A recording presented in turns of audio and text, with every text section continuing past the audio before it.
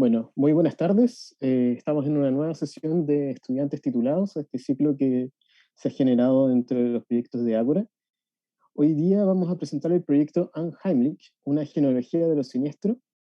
Y para presentarlo va a estar el profesor guía de este proyecto, el profesor Daniel Reyes León. Él es artista visual y docente de la facultad.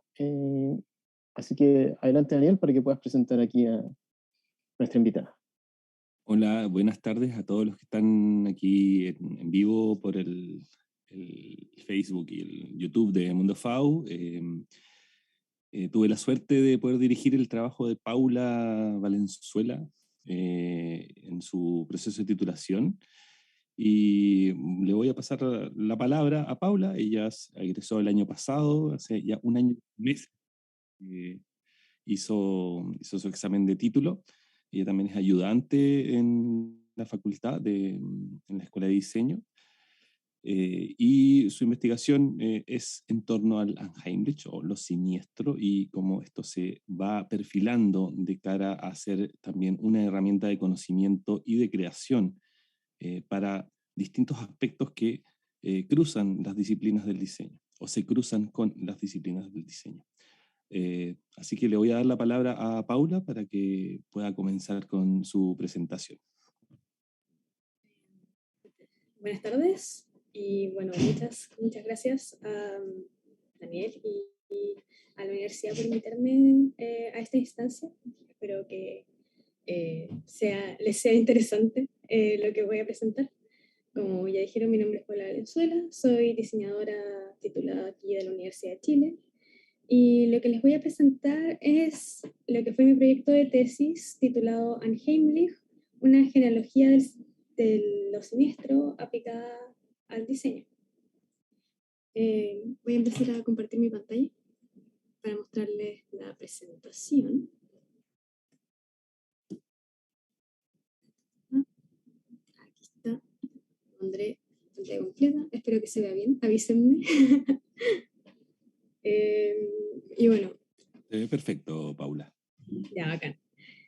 Bueno, este fue un trabajo de investigación teórico que su objeto de estudio era el concepto de lo siniestro, siguiendo las distintas corrientes surgidas de lecturas y relecturas del ensayo de Sigmund Freud, Das Unheimlich, que fue publicado en 1919. Ahora, puede ser que esta palabra Unheimlich, como alemana, media extraña, no les sea tan familiar. Entonces, otro término que quizás les suene más puede ser el Uncanny Valley. Es posible que lo hayan escuchado de repente en críticas de obras cinematográficas o en críticas de personajes de videojuegos, porque se suele ocupar para hablar de animación digital 3D o en stop motion. Se refiere como a un diseño de personaje que inconscientemente genera extrañeza o rechazo por su apariencia. Esa sensación de incomodidad se le califica como una caída dentro del valle de lo siniestro, como sería en español. Este concepto originalmente no es Uncanny Valley, sino que es Bukimi no Tani, del japonés. Es un concepto que proviene de la robótica y ha sido aplicado, quizás de una forma apresurada, a distintos ámbitos artísticos sin considerar un estudio acabado de la posibilidad de traspasar el entendimiento de este concepto a un contexto interdisciplinar. Y es que el estudio original del Bukimi no Tani, hecho por Masahiro Mori, no realiza una definición concreta del término de lo siniestro, y lo ocupa como si se tratara más bien de una reacción pulsional. Lo siniestro, eso sí, ha sido investigado y perfilado por distintas áreas de conocimiento de forma previa a Mori, y podemos rastrear ese bagaje dentro del mundo académico hasta más o menos aproximadamente mediados del siglo XIX, es decir, hace mucho tiempo atrás. Entonces, como señalaba, y por razón por la cual es importante esta genealogía, uno de los puntos en que se le suele atribuir el surgimiento del estudio de los siniestros es el señor Freud. Sin embargo, hay autores anteriores, que son estos que ven ahora aquí en pantalla, que también desarrollaron un acercamiento primitivo al término, desde los cuales se destacan nociones recurrentes, que incluso se usan ahora en el estudio contemporáneo de los siniestros. Por ejemplo, tenemos a Ernst Jent, que propone que la causa de los siniestros residiría en la incertidumbre intelectual. Tenemos a Otto Rank, que saca a relucir el tópico del doppelganger, que es decir, como este doble. La idea del doble igual quizás a ustedes les podría sonar desde este cuento de Dr. Jekyll y Mr. Hyde, que uno era malo y era como la versión mala de este otro. Entonces como la idea del doppelganger es como este otro yo que me genera angustia y que es malvado y que quizás puede representar ciertos impulsos o reprimidos y cosas así. Y Friedrich Schilling, que es como el más antiguo, de hecho, si se fijan, es tan viejo que no hay fotos de él, es un retrato. Y Friedrich Schilling se refiere a lo siniestro como aquello que debería haber permanecido oculto pero se ha manifestado.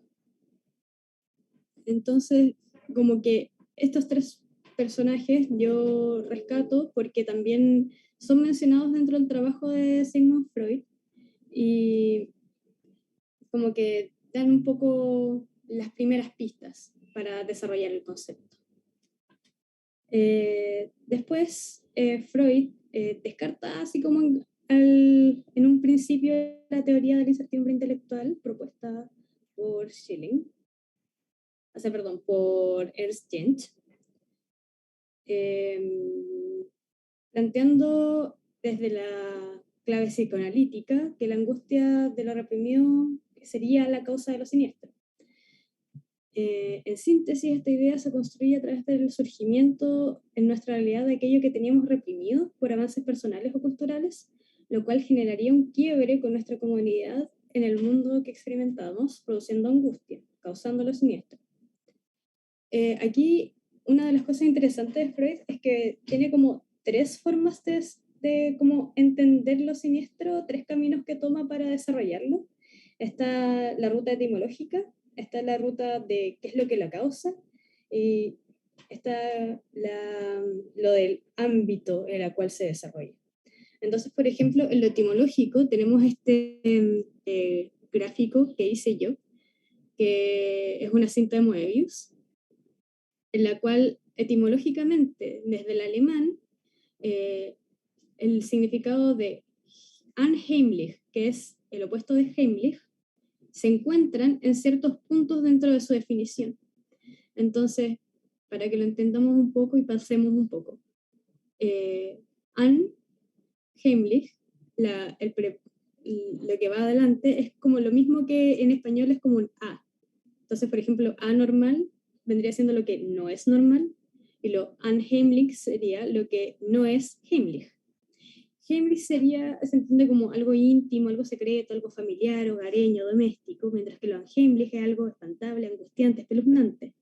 Pero entre medio de lo heimlich y lo unheimlich encontramos como aquellas cosas ocultas, elementos implementables, aquellas cosas que se esconden, que podrían representar peligro, y también está relacionado un poco con las partes privadas del cuerpo. Entonces, como que es interesante esa relación dentro de la Heimlich, porque dentro de su propia significación está el concepto. Entonces, Freud construye su relato partiendo desde la lingüística y después continúa con ejemplos desde la literatura y sus propias experiencias, las de sus pacientes y análisis antropológicos. El autor, atendiendo a la multiplicidad de represiones que cada persona tiene y que por tanto no serían universalizables, plantea una rígida distinción entre aquel siniestro vivencial y el ficcional. ¿A qué me refiero con esto? Que es muy distinto a el siniestro como pasa en la vida real versus así como el siniestro que tú te encuentras en una narrativa que está premeditado. Y posteriormente, Lacan vendría a profundizar en el entendimiento de la angustia en su seminario de la angustia, modelando a través de la imagen especular, que es este gráfico que les estoy mostrando aquí, que habla sobre el deseo y la angustia que produce el objeto de deseo. Y pormenorizando también en torno a las represiones de infancia. Voy a pasar un poco rápido aquí por la CAM porque no les voy a mentir, no me acuerdo mucho. Posteriormente, el estudio de lo siniestro es retomado por la literatura en la década de los 70. Aquí podemos encontrar a Tzvetan Todorov, quien al desarrollar su teoría sobre el género de lo fantástico, otorga un sitial especial al fenómeno de lo siniestro en su distinción, planteando también una forma de entender al personaje ficticio que permite trasladar nociones suscritas a la experiencia vivencial, entendiendo así al personaje como una persona viva en su mundo que está sujeto a reglas con las que se familiariza y convive, las cuales construyen su realidad. Esto quiere decir que el personaje dentro de su narrativa es una persona como tú, como yo, etc. En el caso de que se quiebre esta familiaridad a través de alguna incidencia, esta es analizada por el personaje y por el lector, quien se mimetiza con el sujeto literario. La procedencia de las causas del quiebre, ya sean internas o externas, terminarían por definir dentro de un espectro si se trata de un relato siniestro o maravilloso. Esto lo podemos ver aquí en la tabla que dejé acá. Entonces, como que ese momentito de duda que nos genera al determinar este quiebre sería como un momento siniestro, por así decirlo. Elsie Sux es una literata deconstructivista y ella realizó una relectura del texto de Freud, así como que lo desmembró, lo leyó así como uno a uno y criticó mucho su lectura. Criticó el entendimiento dicotómico de la experiencia vivencial con la ficcional, argumentando que el autor, Freud, cae en los mismos vicios que buscaba rehuir. Asimismo, el autor como personaje es analizado de forma similar al entendimiento todoroviano de la relación lector-personaje. Sixux plantea que lo siniestro estaría en la esencia de lo literario y de lo fantástico, excediendo paradójicamente en el momento de su definición, pues aquella vacilación que se genera al definir entre contrapuestos ontológicos sería causa y efecto del fenómeno. Propone entonces que lo siniestro y su búsqueda paradójicamente generarían un sentimiento de deseo inconsciente, por lo que el término vuelve a salir a flote frecuentemente entre distintas disciplinas. Yo encuentro que lo que dice Sixux es súper interesante y como que en parte lo que dice es como que descifrar este concepto va a ser eterno. Y la verdad es que personalmente estoy muy de acuerdo con lo que dice. Bueno, posteriormente, o sea, en esta misma década, la verdad, en los 70, los siniestros toma este nuevo enfoque que es el de la robótica, que les hablaba un poco al comienzo, y viene desde la mano de Masahiro Mori, quien se plantea el siguiente problema. Con robots cada vez más parecidos a los seres humanos, ¿hasta qué punto nos es cómoda esta similitud? Igual es interesante pensar eso porque esto fue en los 70, en una época en que era como el milagro posguerra japonés, en el cual como que hubo un avance exponencial, brígido de como todo lo que fue el desarrollo tecnológico en Japón. Entonces, Masahiro Mori vio como esta explosión e hizo este análisis, pero los robots que existían de verdad eran muy rudimentarios, como que no se compara al nivel de robótica que vemos hoy en día. Pero de todas formas, la pregunta que se hizo es muy interesante y creo que cada vez tenía mucha razón. Entonces, lo que él propone es este modelo que está inscrito dentro de un plano cartesiano, donde desarrolla su acercamiento a los conceptos de Shinwakan, que aquí generalmente se traduce como afinidad, pero en verdad el Shinwakan es como un sentimiento de empatía que se siente con otro ser, como que ese sentimiento de que tú estás hablando con otra persona y tú sabes que esa otra persona tiene alma, tiene sentimientos, como que sabes que está vivo. O lo mismo que sientes cuando estás como con un perrito, ¿cachai? Como que tú sabes que el perrito está feliz, está contento de estar contigo que está vivo, que responde a ciertas cosas, a ciertos estímulos de forma correcta. Eso sería por el eje de las Y, y por el eje de las X estaría la similitud al ser humano. Y el tercer como factor que considera es si algo está quieto, que eso está representado por la línea continua, o está en movimiento, que está representado por la línea punteada. Entonces, por ejemplo, no sé, pues un perrito nos genera mucha afinidad, pero no se parece nada a un ser humano, estaría como por acá arriba. Pero lo que nos importa, el Uncanny Valley. Entonces, por ejemplo, tenemos una persona sana. Yo siento mucha Shinwakan hacia una persona sana y es 100% parecida a una persona porque es una persona que está sana. Si yo veo una persona que está enferma, quizás puede ser que sienta un poco menos de afinidad y esté menos similar a una persona sana porque lo voy a ver más pálido o mocoso, qué sé yo. Si esa persona que se enfermó se muriera, ya no se movería, estaría en la línea quieta, en la línea continua, y sería un cadáver. No se parece tanto a un ser humano porque también es como un poco más pálido, qué sé yo. Y ahora, si ese cadáver cobrara movimiento, ya sería un zombie. Y eso me generaría mucha incomodidad y un poco de miedo por mi vida. Entonces, claro, esto que está destacado aquí sería el Valle de los Siniestros. Y bueno, se le llama valle porque es una depresión intermedia entre dos curvas, entre dos montañitas. Entonces, como que todo muy gráfico y todo muy claro. Entonces, eso. Algo que quería mencionar también antes de pasar a mi propuesta es que quería hablar un poco sobre lo que es como el entendimiento más contemporáneo de lo siniestro, que yo no lo tomo tan en consideración para mi propuesta, pero creo que es súper interesante. Y es que finalizando el siglo XX y inicios del siglo XXI, lo siniestro empieza a florecer en áreas relacionadas con el estudio sociocultural y explora problemáticas de un mundo que ya está globalizado y es postcolonialista. Aquí surgen términos o conceptos tales como el hauntology, que yo lo llamo la filosofía de aquello que pena, como cuando te penan en tu casa, porque encontré que esa palabra, que es muy latina, es la mejor traducción para el término de haunt, así como haunted house.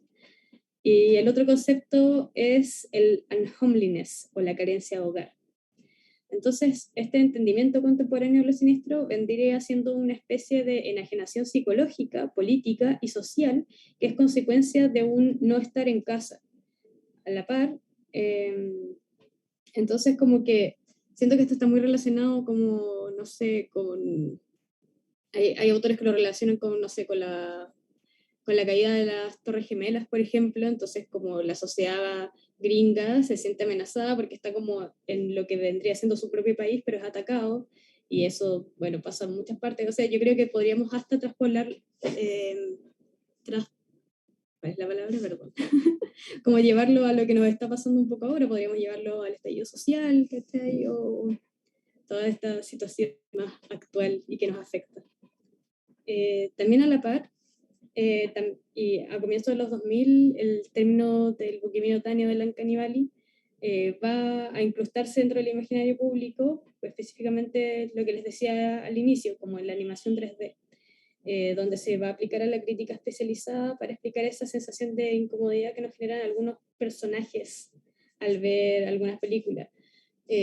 Uno de los ejemplos más típicos que dan es esta película navideña que se llama Polar Express, en que la animación, que es como CGI y es como mega detallada, pero como que el movimiento de los personajes no es tan fluido porque la tecnología de la época no lo permitía. Entonces como que se ve súper extraño. Bueno, para pasar un poco allá a la propuesta del modelo, quiero decir que de lo que vimos hasta ahora, podemos igual ver que todo este recorrido nos hace notar que lo siniestro habita entre dualidades, tanto discrepando de ellas como integrándolas, y existe así como en un limbo entre definiciones. A pesar de esto, es posible capturar el concepto al hacer uso de aproximaciones teóricas que nos permitan un modelado desde un sistema de pensamiento. Si bien el concepto no logra ser definido en su totalidad, esto se debe a que es un concepto súper mutante, como que va a cambiar su forma dependiendo de la época en que se vea, en la disciplina que lo analice. No está limitado a un único recipiente, sino que siempre va a estar como fluyendo. Ante esto, yo creo que lo mejor que podemos hacer desde el diseño es ofrecerle un nuevo contenedor para que tome residencia. Entonces, al final lo que pasaría es que nos estamos enfrentando como a este concepto que es un poco difícil de describir, de definir, pero que no es inefable. Es fundamentalmente subjetivo, pero sí es posible identificar dentro de él componentes objetivos. Entonces es así como reconocemos postulados correspondientes a lo que vendrían siendo las causas de los siniestros. Entonces la propuesta del modelo, inicialmente, Daniel, yo como que le llegué con toda esta información a Daniel y decía así como, no sé qué hacer ahora. Y él me ayudó con esto y creó este triángulo que está basado un poco en el triángulo semiótico de Peirce, donde tenemos interpretante, signo y objeto. Y un poco basándonos en eso es que Daniel me hizo esta propuesta y yo lo modifiqué un poco para hacer como las relaciones primarias dentro del concepto de los siniestros. Entonces aquí lo que yo veo es que tenemos que tener estas relaciones en consideración para construir el entendimiento íntegro de lo siniestro como concepto funcional a la aplicación gráfica. Entonces, estas tres categorías después van a ver que cada uno de sus vértices tiene categorías funcionales a la aplicación del modelo. Pero en un comienzo tenemos que lo siniestro, dentro de él, podemos ver al sujeto, disciplinas y reacción. Entonces, ¿cómo funciona esto? Las disciplinas vendrían siendo así como el campo de juego, por así decirlo, como que condicionan el campo de juego, ¿ya? Y ni las disciplinas ni el sujeto pueden existir el uno sin el otro, porque sin el sujeto no va a haber quien experimente o experiencie lo siniestro, ¿ya?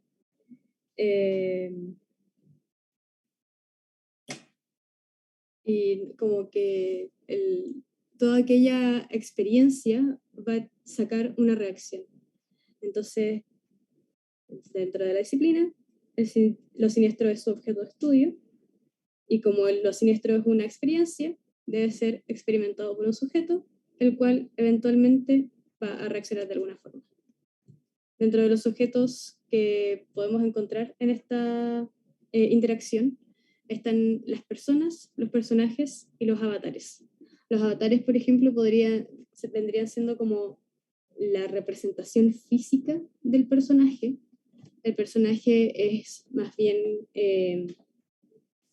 la parte más interna de cómo es como lo que es el personaje en sí mismo versus su apariencia, y las personas somos eso, las personas, como el espectador. En disciplina tenemos la literatura, la psicología y la animación, que yo decidí que eran las disciplinas que más tenían relación con lo que yo quería hacer, que era este modelo dirigido al análisis de diseño de personajes.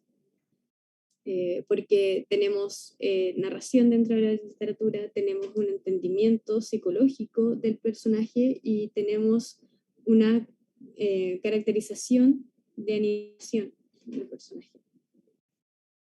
Y finalmente tenemos la reacción, que vendría estando el Shinwakan, que es un concepto que yo preferí mantener en japonés, la incertidumbre y la represión. Entonces todo esto nos genera como, se puede hacer como una triangulación como inicial, pero aquí es donde se pone un poco más entretenido. Algo que hice es que yo agarré este triángulo y ya lo hice, primera versión, pero lo que yo pensé después es como, pero ¿qué pasa si yo voy girando el triángulo y voy creando nuevas relaciones? Es así como llegué a 3 versiones de este triángulo. Entonces tenemos la relación psicoanalítica, en que los conceptos importantes externos son las personas, la psicología y la represión, que en sí mismo tiene como, o al menos para mí, tiene mucho sentido, porque ¿qué es lo que lleva psicológicamente a ciertas personas a reprimir ciertos impulsos? ¿Okay? Después, por ejemplo, tenemos la relación literaria, en la cual los vértices más externos del triángulo tenemos a los personajes, la literatura, es decir, la narración, y la incertidumbre. Esa incertidumbre de la cual hablaba Tsetan Toro, que se daba en la narración cuando se quebraba la realidad. Y la relación de animación del avatar, es decir, la representación visual del personaje, la animación, cómo está animado, y el Shinwakan, si es que me genera afinidad o no. Y volviendo un poco al primero, para detenerme y explicar un poco a qué iba con cada una de esas cosas, es que dentro de los conceptos que hay aquí, no, ¿qué es eso? Dentro de los conceptos que podemos ver, aparte hay otras pequeñas relaciones.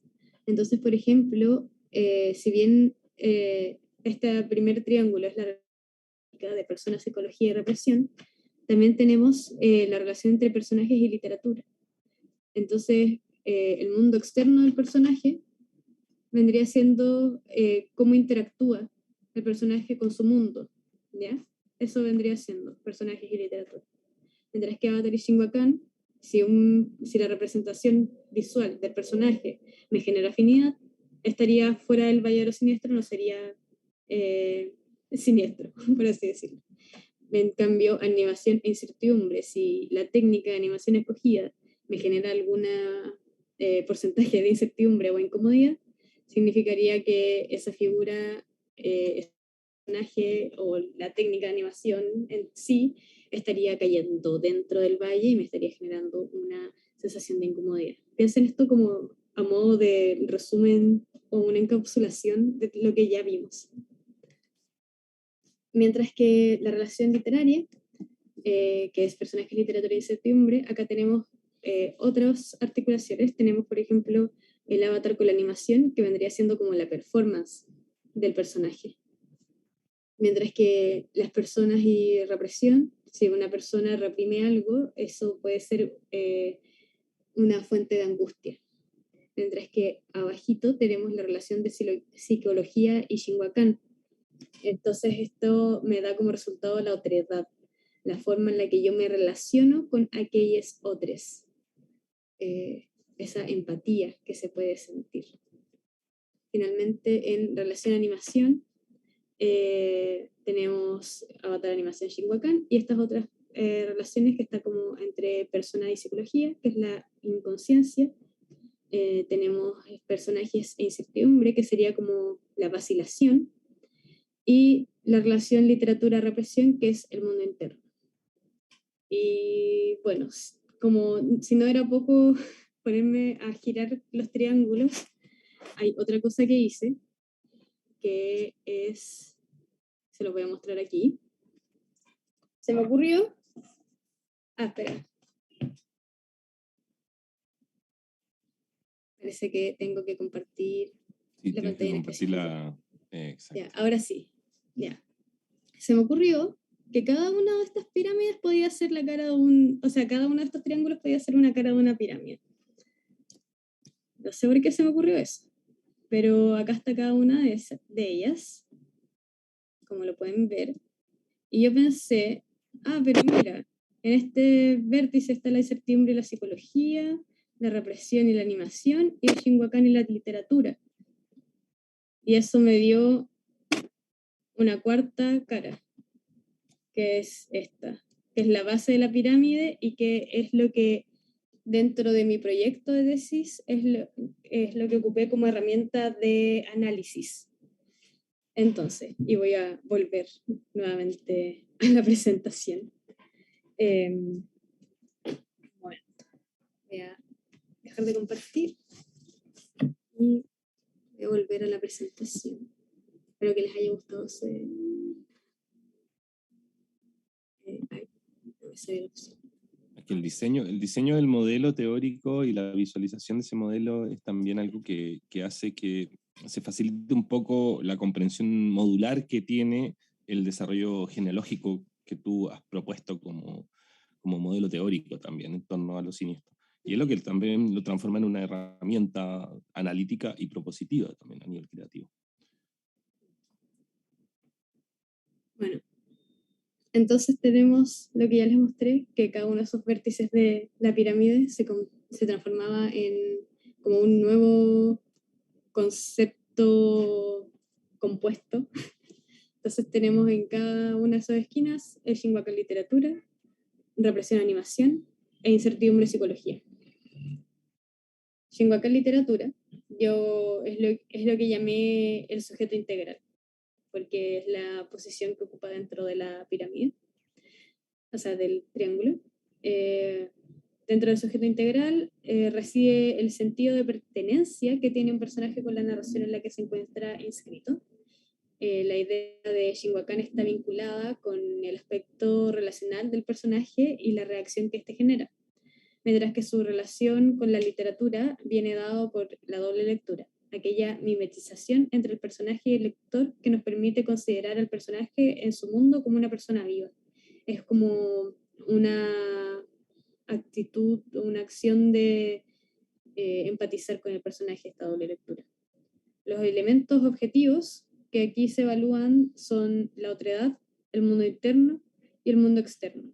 Estos permiten concretar la relación en una visión integral del sujeto, tanto en relación interna como externa y con su nexo con los demás, que reconoce como sus pares, pudiendo así situar al personaje y calificar sus incidencias.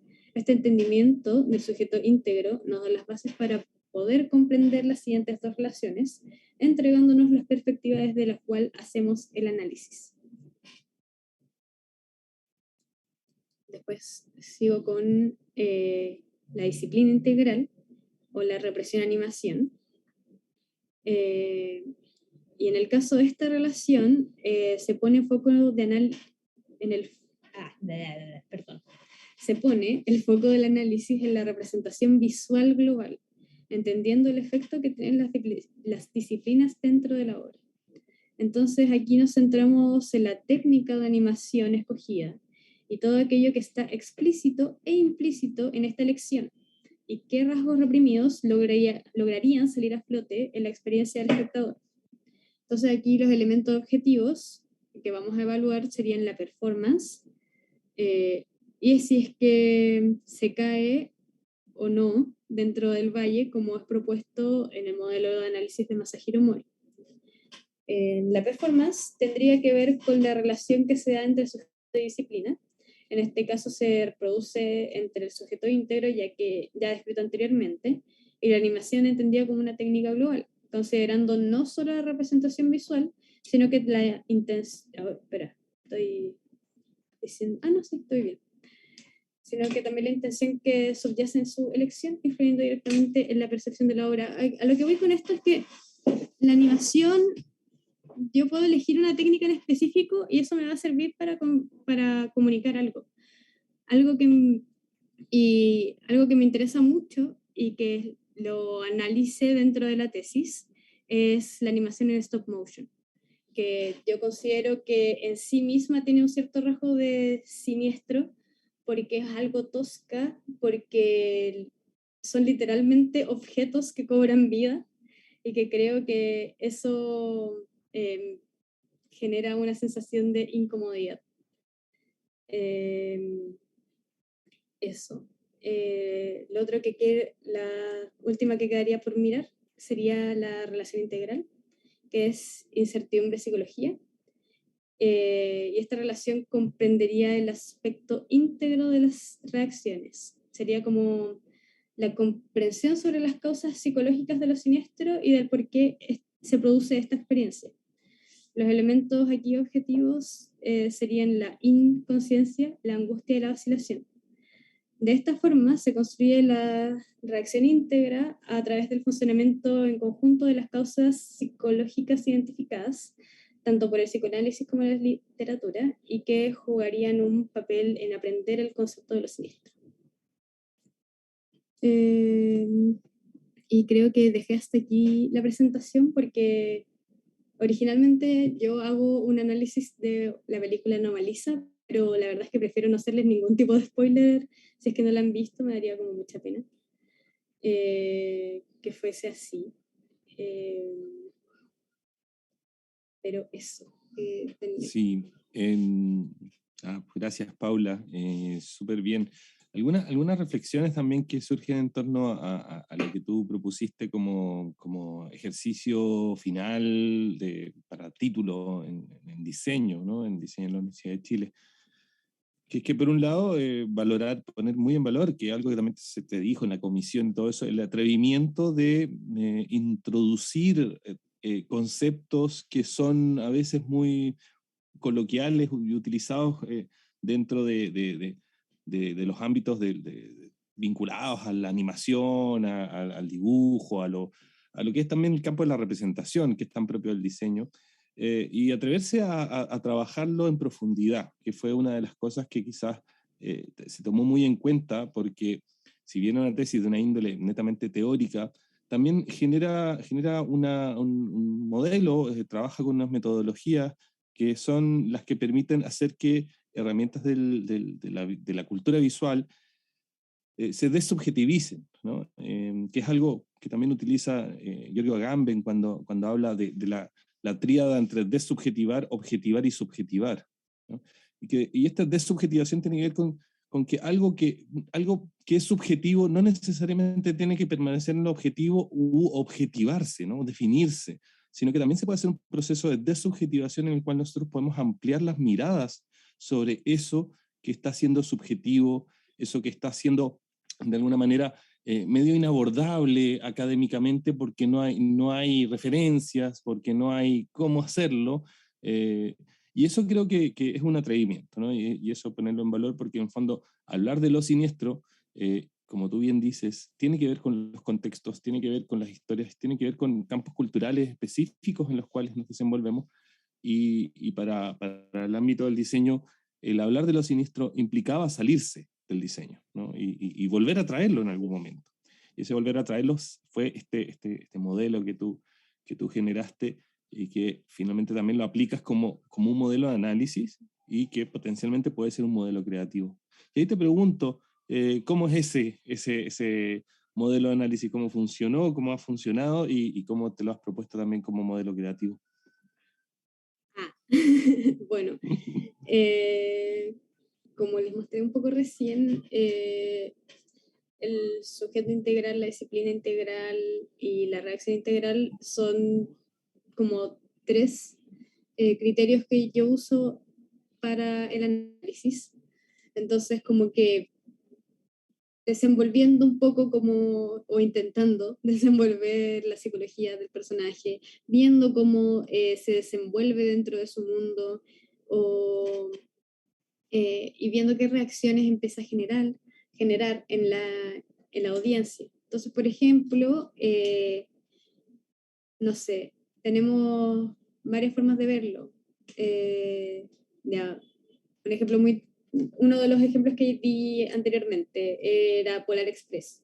A Polar Express se le criticaba porque el diseño de personajes era como incómodo, el movimiento era incómodo y era como un hiperrealismo que era a la vez como un poco feo, por así decirlo.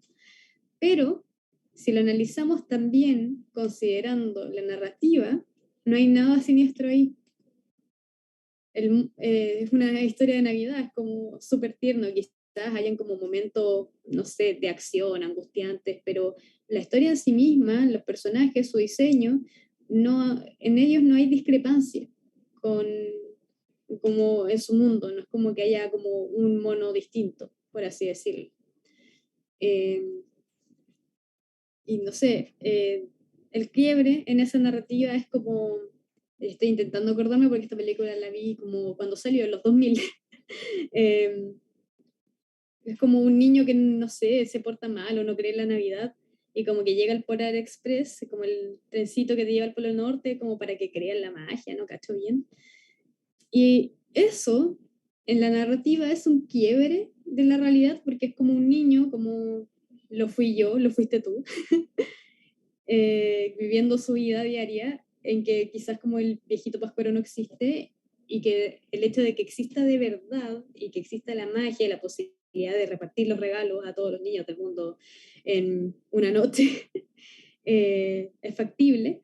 Si bien genera un quiebre, no es un quiebre narrativo que se vuelva siniestro tampoco, porque es como algo bueno, no es algo angustiante, por así decirlo.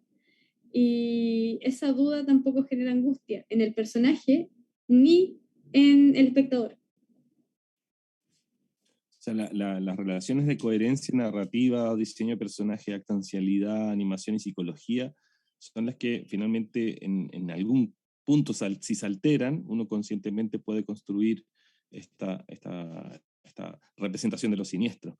Ahora te lo pregunto de otra manera, lo mismo, o más o menos lo mismo, pero vinculado a lo mismo. O sea, vinculado un poco a la crítica que hace Helen Cixous respecto al planteamiento que hace Freud de lo siniestro. Cuando tú estabas haciendo toda esta investigación y te estabas planteando y diciendo, bueno, voy a titularme con esta investigación, ¿sentiste en ti misma o percibiste en ti misma lo siniestro? Muchas ¿Lo veces. viste como actancialmente, lo viviste? Porque también es una Sí, experiencia que, bueno, para los futuros sí, estudiantes que se titulen, es bueno también contar quizás esa parte. sí, definitivamente lo sentí mucho. Y yo creo que por lo mismo le encontré mucha razón a Cixous, que en ese mismo ejercicio de intentar definir lo siniestro, te veías un poco envuelto y enfrentada al concepto en sí mismo. De hecho, la cita inicial que le di a mi tesis, y que quizás sea un poco pomposo y pretencioso, es la cita del interludio 146 de Más allá del bien y el mal de Friedrich Nietzsche, que yo creo que casi todas las personas la conocen, que es: quien con monstruos lucha, cuide de no convertirse a su vez en un monstruo. Cuando miras largo tiempo a un abismo, este también te mira dentro de ti. Y yo creo que ese fue un muy buen resumen de mi experiencia haciendo esta investigación.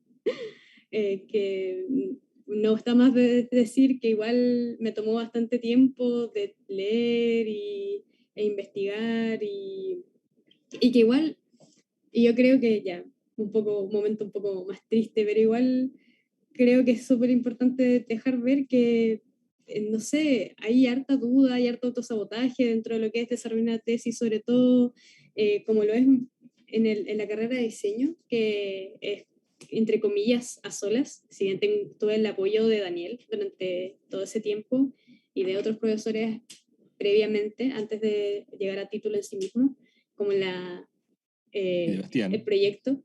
Ahí Bastián, bueno, mi pololo. eh, es una investigación, un proyecto que se hace individualmente, no en grupo. Y yo creo que un poco esa soledad influyó como en periodos grandes de así como de bajo ánimo, cosas así que, si bien estoy ya muy agradecida de haberlo superado y de haberlo sobrevivido, tampoco fue tan grato. Pero sí recibí mucho apoyo y quizás esto sea mayoritariamente síndrome del impostor, pero mucha gente me decía así como, oye, pero si tu investigación es buena, como, ¿por qué estáis tan así? Y yo así, no, yo leo y no entiendo, no puedo aprender el concepto. Luego me di cuenta que efectivamente es un concepto súper difícil de aprender, como no puedo llegar y atraparlo, es un concepto mutante. Claro, y además que la cultura visual es mutante también. Entonces, si los conceptos no dejas que fluyan en general, incluso creativamente hablando o incluso analíticamente hablando, si no dejas que fluyan, los conceptos se transforman en piedras de tope, en vez de algo que pueda ser versátil, ¿no? Y finalmente también lo que haces como modelo, o lo que hiciste como investigación en torno a la creación, finalmente un modelo que finalmente es un modelo tridimensional, un modelo teórico, un modelo que tiene muchas digamos, es muy amoldable incluso a las disciplinas de la psicología, a las disciplinas de la robótica, a las disciplinas creativas en el ámbito de la animación, al diseño de personajes, e incluso a la narrativa, ¿no? A la narrativa de la cultura visual, que creo que eso es también muy importante, muy destacable. Eh, eso hace que también sea una herramienta que toma forma según la mano que la quiere usar. Y eso creo que es importante cuando hablamos también de esta idea o este concepto de la responsividad. Y ahí es donde yo me tomo un poco la palabra también de tu trabajo, en haberte acompañado durante todo ese periodo de tiempo, haber visto también el cambio que hubo en un momento de decir, bueno, yo no quiero definir ya este concepto, simplemente lo voy a abordar desde todas estas partes y eso es lo que voy a, a proponer como imaginario dentro de una investigación. Y en ese sentido, creo que es algo que funciona muy bien, y si bien la soledad de hacer los títulos, que creo que es un error, porque podría cambiar eso, podrían hacerse colectivos, podrían hacerse en grupos, pero bueno, eso ya no depende un poco de lo que corresponde a esta charla. Pero dentro de esa situación, ver que la maleabilidad de los conceptos de la cultura visual, el hecho de que se adaptan a la mano que los está usando, es algo que define también a esta posibilidad transdisciplinar de jugar y de proponer investigaciones que se aventuren también hacia el lado de la ficción, ¿no? Y que no solo se anclen en esta realidad. Porque finalmente lo siniestro está en ese momento de quiebre entre la ficción y la realidad, entre la fantasía y lo De que hecho, nosotros construimos como verdades consensuadas en colectivo, ¿no? Esa ficción personal que puede ser incluso como puede ser incluso perversa, ¿no? Perversa en el sentido de que está en contra de lo que se dice respecto a algo, o de lo que se consensúa respecto a algo. Y sí, abordarlo directamente es quizás una herramienta. Y quizás también te pregunto cómo es esa relación entre ficción y realidad, entre ese modelo que tú creaste ficcionalmente y esas realidades que asumiste como referencias teóricas. qué complejo de contestar. Como que me estás Porque pidiendo finalmente igual que... tuviste que tirarte un piscinazo y enfrentarte a lo brígido que era lo amplio del concepto, que era muy brígido, y meterte en un ámbito de decir, bueno, pero esto lo voy a bajar a este modelo gráfico piramidal, eh, para entenderme yo misma incluso. Sí, o sea, de hecho, en parte fue muy eso, como no logro entenderlo yo, necesito crearme un esquema que fue mutando y mutando y mutando hasta romper ese 2D y volverse 3D.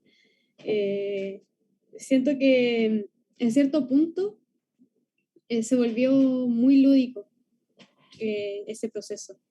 Eh, Como que empezar como a girar el triángulo, empezar a darle nuevas dimensiones, como que es algo que hice en parte por juego, en parte por probar, y creo que estoy bastante a gusto con eso, si bien, no sé, al día de hoy no he intentado como corroborarlo minuciosamente, sino que más bien una propuesta.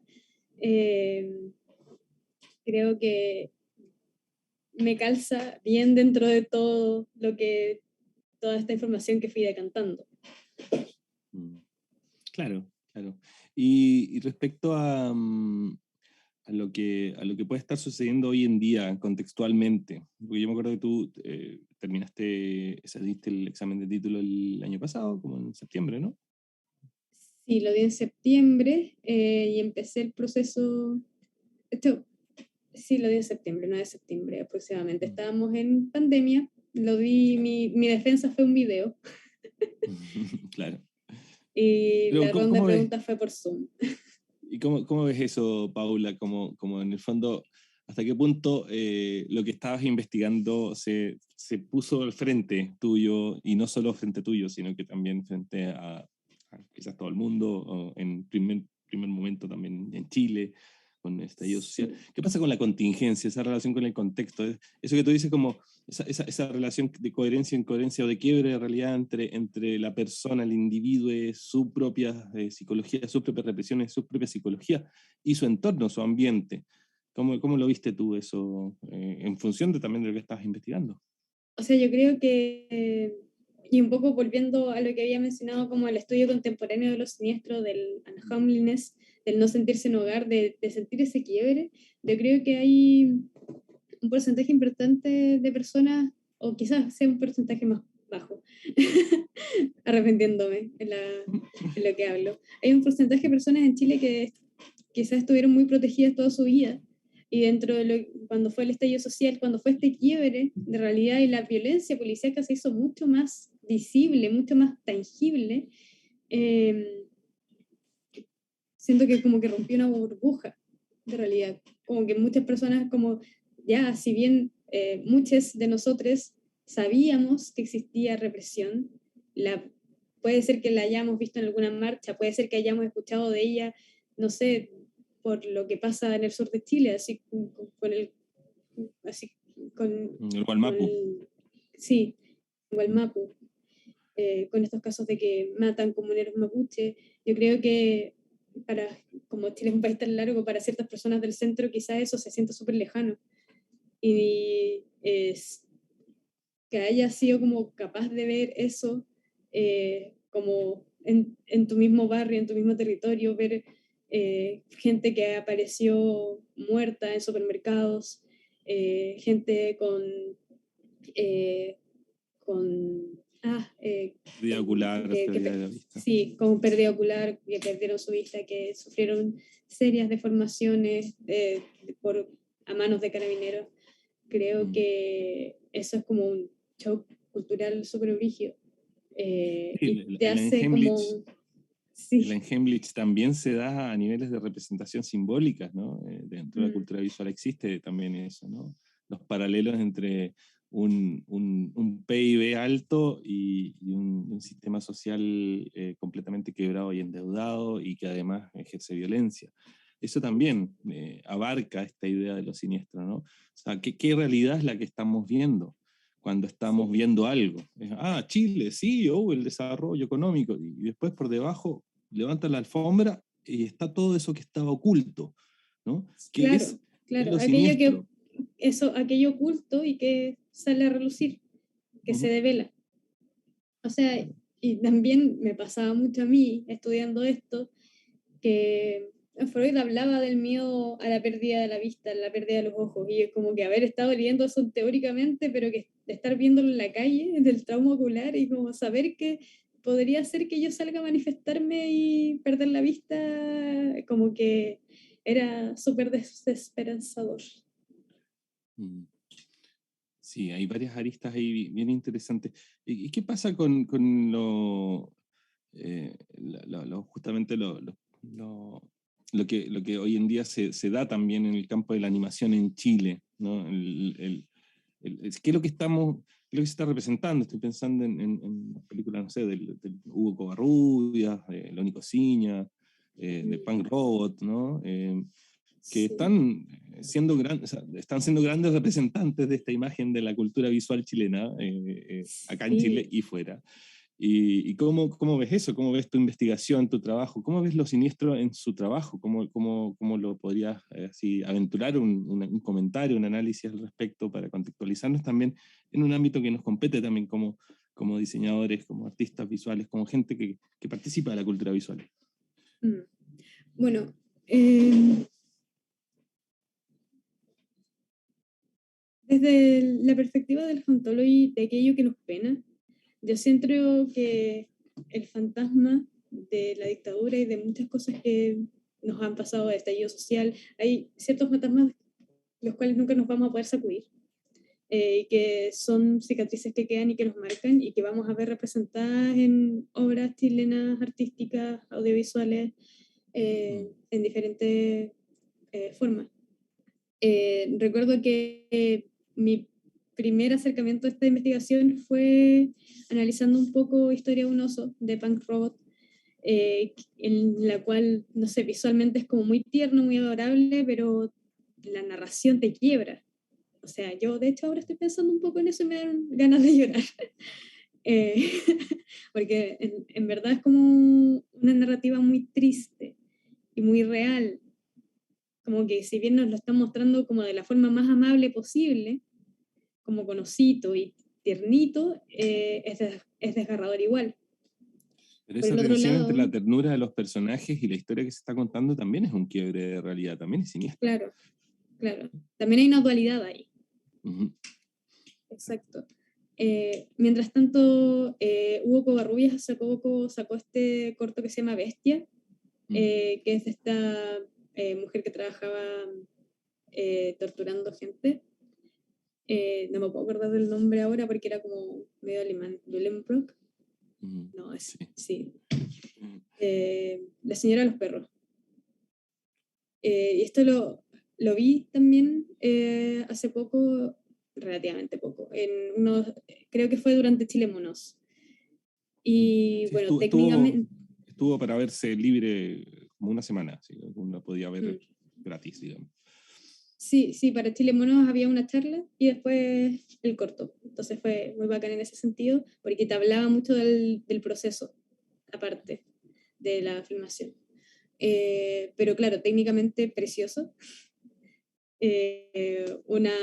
Como un oficio muy bueno, pero la historia también es como narrativamente macabra. Y también es como una ventana a ciertas historias que también no vemos tanto quizás.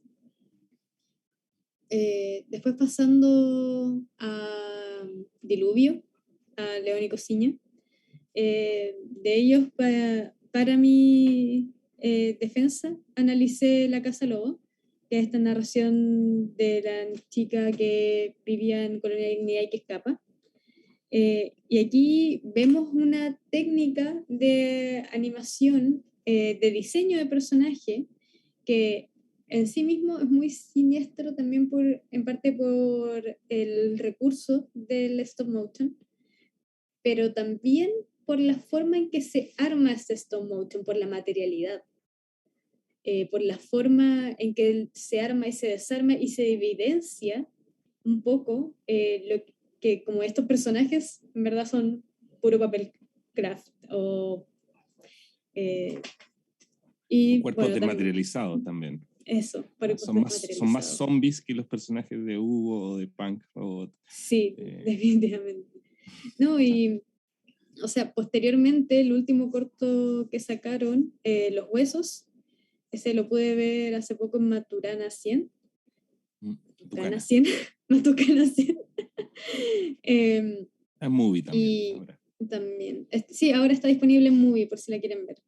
Ujú. Y en ese corto utilizan modelos de cuerpos que utilizan con moldes como con personas de Joaquín, eh, Cristóbal. de Cristóbal y también creo que de Angel Sí, y del actriz. productor.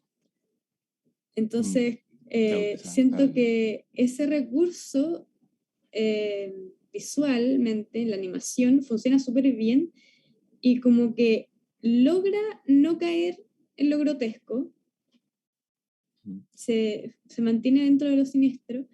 Y también me pasa que como que me hacía mucho pensar en la animación de James Van Meyer, pero James Van Meyer es mucho más grotesco. Yo creo que también por un tema de la elección de la materialidad, del uso de la plasticina, que la plasticina tiene esta como viscosidad, como que te genera como una sensación medio extraña.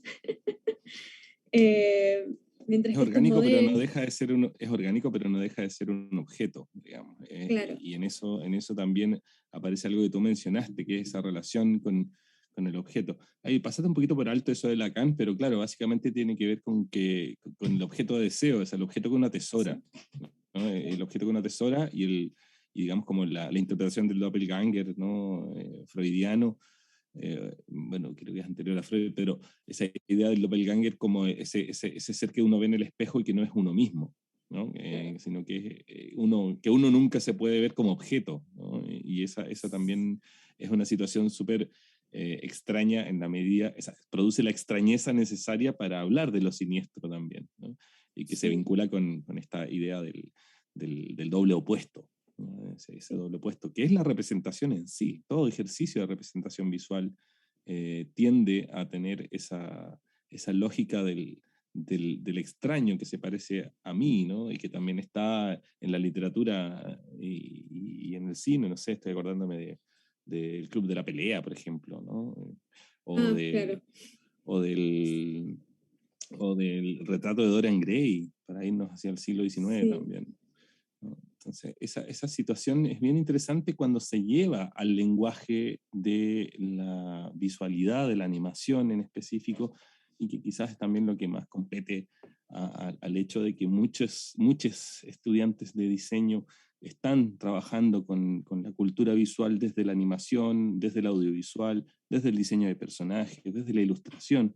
Y ahí es donde yo también encuentro que lo relevante de tu investigación es que se pone un poquito más atrás, ¿no? Se pone a hacer una genealogía sobre algo que estaba siendo usado como un recurso retórico, pero que no había sido analizado suficientemente en la escuela. Y en ese sentido creo que es un súper buen aporte. Y insisto, el orgullo que siento por haber dirigido y haber guiado tu investigación también nace de eso, nace de que es una investigación que hiciste tú, pero que a mí como profesor de la facultad, como artista, me sirve también porque fue un aprendizaje conjunto y llevamos esa investigación y ese aprendizaje juntos, pero en base a lo que tú ibas levantando como información y como sensibilidad del contexto también, ¿no? En ese sentido, nada, o sea, insisto que no solo un orgullo, sino que también es como algo que me sirve, ¿no? Y es súper interesante cuando eso sucede en la relación que hay entre alumnos y profesores, cuando lo que estudian los alumnos, que investigan los alumnos, es realmente una propuesta, ¿no? Es realmente una propuesta y se aventuran a algo hacia lo desconocido, ¿no? Enfrentándose hacia lo propio siniestro que hay en el mundo del diseño. Sí, gracias. Sí, qué bueno que haya sido como fructífero para ti, una relación simbiótica, por así decirlo. Claro, sí, muy Liken. Claro. Bueno, yo creo que, no sé, si quieres contarles algo más a las personas que están viéndonos ahora y los que van a ver este video más adelante. ¿Quieres comentarle algo más del proceso de la investigación, de la tesis? ¿Alguna otra relación que hayas construido posterior a la tesis, a posterior a haber hecho todo este trabajo de investigación? ¿Qué más les podría agregar como conclusión? Bueno, una de las cosas que planteo dentro de mi conclusión es que si bien este como modelo de análisis yo lo aplico al concepto de lo siniestro, también pienso que es como este ejercicio, esta metodología podría ser aplicada a develar otros conceptos abstractos, así como la felicidad. No, pero otro tipo de conceptos así, quizás como lo sublime o lo grotesco, cosas que también mencioné anteriormente, que están relacionados un poco con esta experiencia estética. También, no sé, siento que igual intenté así como resumir harto todo el contenido, así que si buscan Anheimlich en el repositorio pueden encontrar la tesis entera. Sí. Resumí harto. Sí, es bueno porque muchas veces la dicotomía que se da entre las estudiantes es que o subjetivan o subjetivan o objetivan. Y insisto, está esa opción de subjetivar, que es, bueno, tomo algo que quizás es medio incierto, que está ahí pululando, y en vez de irme por la beta populista, tan en boga hoy en día con las campañas fascistoides, en vez de irse por el lado populista, de ver cuáles son los consensos que se dan al respecto en una situación de manipulación de la información, vas a hacer una trazabilidad, ¿no? Y eso creo que esa trazabilidad permite desubjetivar, amplía los campos de acción de un concepto, y se pueden ver desde otras disciplinas también, que eso creo que fue también un gran aporte de tu trabajo de titulación. Y ahí es donde podemos también encontrar nuevas vetas, nuevas formas también de ampliar los campos que el mismo diseño pueda surtir a la sociedad, ¿no? ¿Cómo hacemos que el diseño sea un aporte a la sociedad? Es también pensando el diseño, ¿no? Es pensando hacia el diseño o desde el diseño, ¿no? Y eso implica también salirse de las disciplinas tradicionales o de la misma historia que a veces nos reúne como parte de esta escuela, esta facultad o las tradiciones propias de la facultad. Eso es importante. ¿Vamos cerrando, Paula? Y vamos cerrando. Bueno, nuevamente dar las gracias por esta oportunidad de presentarme.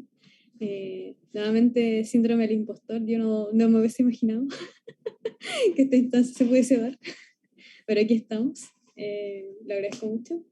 Y bueno, ojalá que haya sido un aporte dentro de todo, dentro del diseño, como lo que dice un poco Daniel, que lograr como ver cómo puedo aportar desde mi propia disciplina, cómo se puede articular con otras. Creo que hay algo que me pasaba un poco investigando para este proyecto, y es que, por ejemplo, no tuve que... muchos textos no los encontraba en mi facultad, en la FAU, porque no iban al tema, sino que terminé yendo mucho a Juan Gómez Millas porque necesitaba textos de literatura, necesitaba textos de filosofía. Entonces, como que, claro, el estudio no debe ser, así como el estudio de una materia, ojalá que no sea endogámico, que no sea como solo dentro del diseño para el diseño, sino que intentar expandirnos, intentar nutrirnos más de las otras disciplinas. Creo que es algo súper bonito de hacer y que sería bacán como quizás a futuro como poder hacer proyectos de título que sean así, como alumnos de distintas carreras o cosas así, nutrirse de esa forma. Creo que es como funciona un poco la vida en sí misma, como que tú como diseñador o diseñadora no es como que llegues a trabajar solo con diseñadores, sino que también te ves enfrentada a otras carreras y disciplinas y profesionales. Entonces creo que, bueno, considerarlo. Sí, es tejer esa red de las personas que tenemos el privilegio de poder participar de un ámbito del conocimiento y la sensibilidad, que creo que es importante. Cómo tejemos esa red también depende de ustedes, de los alumnos, bueno, exalumnos ahora, pero, pero que sirve. Nada, muchas gracias, Paula, por tus palabras, por tu dedicación, y espero que ojalá puedas también continuar como ayudante en la universidad y ver y explorar nuevas posibilidades a futuro, en la medida que también lo que construiste como investigación y como un trabajo de titulación, creo que tiene muchas posibilidades en justamente este horizonte nuevo que se va abriendo en torno a la cultura visual, en torno a la cultura en general, que es más transversal, y que ojalá nada, te podamos ver haciendo charlas o haciendo cosas en un futuro no muy lejano en torno a estos mismos temas. Por ahora vamos a ir dejando y vamos a ir cerrando esta conversación. Te agradezco mucho. Agradezco también a Mundo FAU y a la Escuela de Diseño y a la Facultad de Arquitectura y Urbanismo de la Universidad de Chile por darnos este espacio. Y nada, atentos también a lo que venga con los siguientes tituladas y titulados de la FAU. Abrazos, Sí, muchas gracias. también muchas gracias a las personas que están viendo, como que siento que quizás esto como es un tema medio teórico, abstracto, quizás no es como lo más interesante o entretenido de ver un martes por la tarde, así que gracias por ver. Y una última cosa, recuerden ir a votar el domingo, por favor, por favor. Voy a votar. Es súper importante. A votar. Votar. Nos vemos. También un abrazo también a Claudio y a mi tocayo Daniel, que están ahí haciendo el pause streaming y que les toca ahí estar detrás de los controles. Ya nos pueden cortar, Claudio, Dani. Nos vemos. Voten.